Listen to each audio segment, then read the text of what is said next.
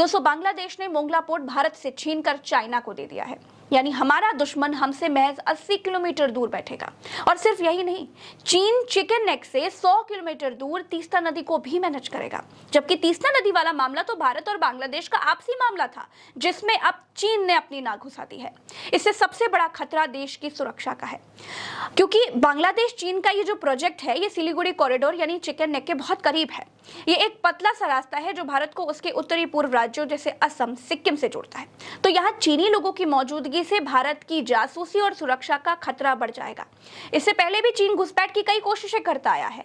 2017 में भी chicken neck के करीब भूटान के डोकलाम पठार पर सड़क बनाने की कोशिश चीन कर रहा था। तब भारतीय सेना ने चीनियों को रोक दिया था। अब फिर से चीन वही कोशिशें कर रहा है।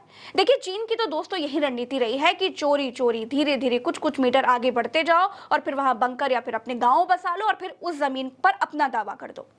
सोचिए, जिस बांग्लादेश को बनाने में हमारा सहयोग रहा है, जो हमेशा से भारत का एहसानमंद रहा है, जो भारत से तेल और बिजली न जाने क्या कुछ लेता आया है, आज वो बांग्लादेश भारत को ही आग दिखा रहा है। और आंख ही नहीं दिखा रहा है, हमारा पड़ोसी हमारे खिलाफ, हमारे दुश्मन को अपने घर पर बिठाकर चाय पिला रहा है। वाह!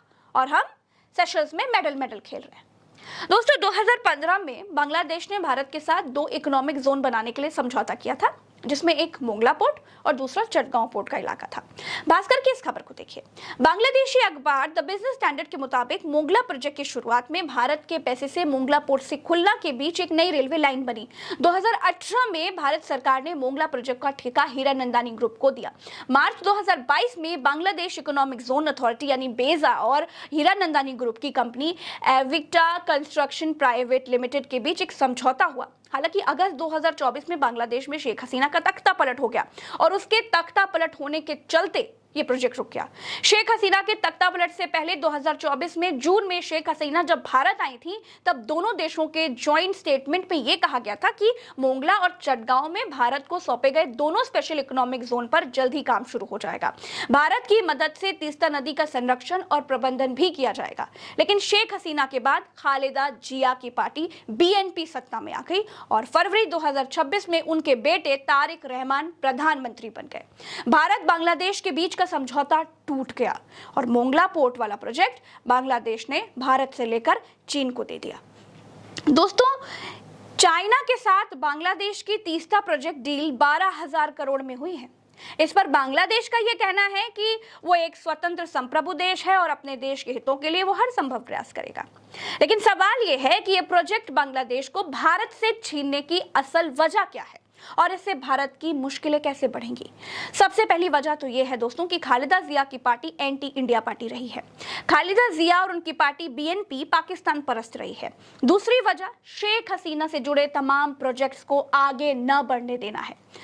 अब दोस्तों, सवाल यह है कि बांग्लादेश और भारत के मामले में चीन के घुसने से भारत के लिए क्या मुश्किलें होंगी। तो अब तक बंगाल की खाड़ी में भारत का दबदबा रहा है, लेकिन मोंगला पोर्ट तक चीन की पहुंच से इस इलाके में भारत के लिए नई चुनौतियां पैदा हो सकती हैं। एक बार कंट्रोल में आने के बाद चीन यहां सैन्य बेस भी बना सकता है।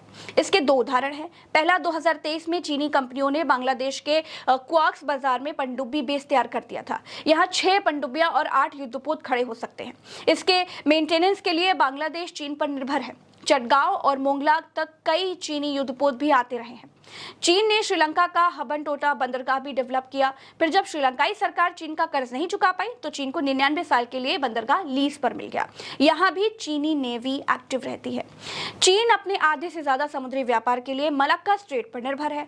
मोंगला पोर्ट से ये निर्भरता कम हो जाएगी। ऐसे में अगर टकराव की स्थिति बनी और भारत मलक्का स्ट्रेट चोक करने की कोशिश करे तो चीन भी मोंगला के जरिए बंगाल की खाड़ी पर दबाव बढ़ा सकता है। ऐसी तमाम चिंताएं इस समय की जा रही हैं।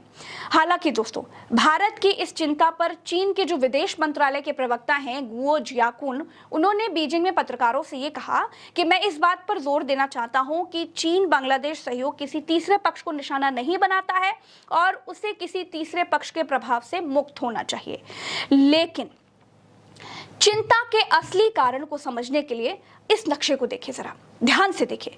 भारत का सिलीगुड़ी कॉरिडोर सिर्फ 22 किलोमीटर चौड़ी जमीन की पट्टी जो पूरे उत्तर पूर्व यानी नॉर्थ ईस्ट इंडिया को देश के बाकी हिस्सों से जोड़ती है, इसे ही भारत का चिकन नेक कहा जाता है। चाइना बांग्लादेश के बीच हुई इस डील के बाद एक्सपर्ट्स को यह डर सता रहा है कि तीस्ता प्रोजेक्ट के बहाने भारत की इस कमजोर नस से मात्र कुछ किलोमीटर की दूरी पर सैकड़ों चीनी इंजीनियर और जासूसी उपकरण तैनात हो सकते हैं। यानी भारत के करीब रहकर चीन हमारे हर सैन्य मूवमेंट पर नजर रख सकता है। अब सवाल यह है कि चिकन नेक भारत के लिए क्यों जरूरी है। सिलीगुड़ी कॉरिडोर है जो लगभग 20-25 किलोमीटर चौड़ी एक सक्रिय जमीन है। जैसे कि मैंने आपको बताया, ये एक पट्टी है जो भारत के मुख्य हिस्सों को उसके 8 पूर्वोत्तर राज्यों से जोड़ती है। यहाँ चीन सीधे चिकन नेक के पास नहीं बैठा है, लेकिन वो बांग्लादेश में बंदरगाह, सड़क, पुल और नदी प्रबंधन जैसी परियोजनाओं में इन्वेस्ट कर रहा है ताकि उसकी घुसपैठ की कोशिशें जारी रहे। ऐसे में अगर चीन की मौजूदगी या उसका प्रभाव बांग्लादेश में बढ़ता जाए तो भारत के लिए चिंता का विषय है। इसलिए है क्योंकि बांग्लादेश भारत का पड़ोसी देश है और किसी संकट या युद्ध की स्थिति में चीन को रणनीतिक लाभ मिल सकता है, और इसीलिए चीन का बांग्लादेश में बढ़ता रणनीतिक प्रभाव चिंता का कारण है। इससे होगा ये कि भारत की संवेदनशील चिकन नेक क्षेत्र के आसपास सुरक्षा की चिंताएं और बढ़ेंगी। भारत को अपनी सीमाओं पर निगरानी और सैन्य तैयारियों को और बढ़ाना पड़ जाएगा। ऐसे में अब भारत को बांग्लादेश के साथ कूटनीतिक संतुलन बनाए रखना अब और भी जरूरी हो गया है। दोस्तों, चीन कैसे पैर पसारता जा रहा है ये भी समझना बहुत जरूरी है। भारत के पश्चिम में पाकिस्तान का ग्वादर पोर्ट है जो पूरी तरह से चीन के रिमोट कंट्रोल पर है। दक्षिण में श्रीलंका का हबनटोटा पोर्ट जिसे चीन ने 99 साल की लीज पर लेकर के अपनी जासूसी जहाजों का अड्डा बना दिया। मालदीव में चीन के नए सैन्य और इंफ्रास्ट्रक्चर ठिकाने बन चुके हैं, और इधर म्यांमार का कोनफो पोर्ट जो ठीक बंगाल की खाड़ी के किनारे पर है, उस पर भी चीन का आर्थिक और रणनीतिक कंट्रोल कहा जाता है।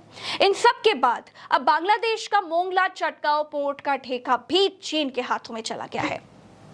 दोस्तों, 56 इंच की छाती वाले साहेब बांग्लादेश के साथ बिगड़ रहे रिश्तों पर कुछ क्यों नहीं बोलते?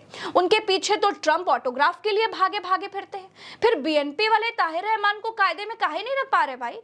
भाई भारत बांग्लादेश को बिजली, तेल सब कुछ तो देता है। बांग्लादेश भारत को किस हैसियत से आग दिखा रहा है? ये सब सवाल पूछने वाला कोई नहीं है। दोस्तों, खूब चर्चाएं थी कि बांग्लादेश के साथ रिश्ते पहले जैसे हो जाएंगे। बीजिंग जाने से पहले तारिक रहमान दिल्ली होकर जाएंगे, लेकिन क्या हुआ? रहमान ने दिल्ली को बाईपास कर दिया और सीधे चीन से डील करके लौटे। यानी कि कल तक भारत के कंट्रोल में रहने वाला बांग्लादेश अब चाइना के करीब जा रहा है, और ये कोई छोटी बात नहीं है। चाइना मौके का फायदा उठाकर बांग्लादेश को दोस्ती की गाजर खिलाने में व्यस्त है और अपने वाले विश्वगुरु सेशल्स में कछुओं को घास खिलाने में मस्त है। मेरे साथ फिलहाल इतना ही, चलते हैं। राम राम, दुआ सलाम।